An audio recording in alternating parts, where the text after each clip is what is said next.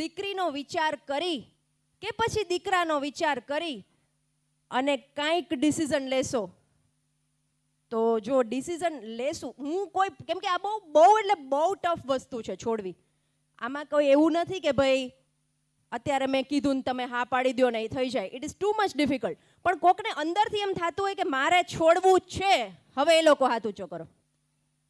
છોડવું જ છે એવું થતું હોય તો એ લોકો હાથ ઊંચો કરો.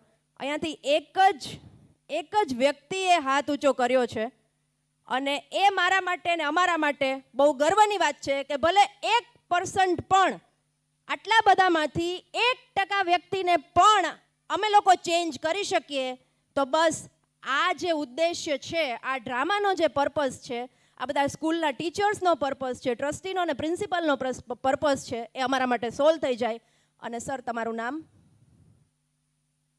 નિકુંજભાઈ. તો સર, નિકુંજભાઈ માટે આપણે એકવાર જોરદાર તાળીઓ વગાડીએ કે એમને અંદરથી એમ થાય છે કે ભાઈ, અને ઘણા બધા લોકોને થતું હશે, હિંમત નથી આવી રહી, માટે પણ આપણે એકવાર જોરદાર તાળીઓ થઈ જાય. અને અમે જસ્ટ મેસેજ દેવા માંગતા હતા, એઝ અ સોશિયલ મેસેજ દેવા માંગતા હતા, પણ 1% કે 2% પણ જો ચેન્જ થાય તો this is a biggest achievement.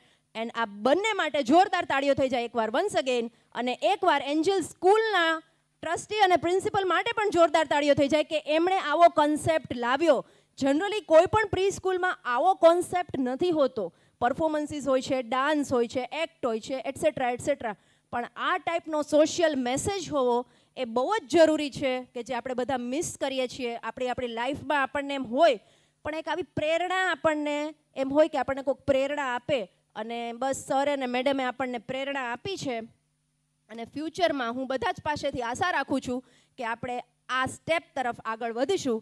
અને thank you so much sir and ma'am for such a nice and motivational act. And thank you to all the teachers કે આવો સરસ મજાનો એક્ટ આપણી સમક્ષ રજૂ કર્યો.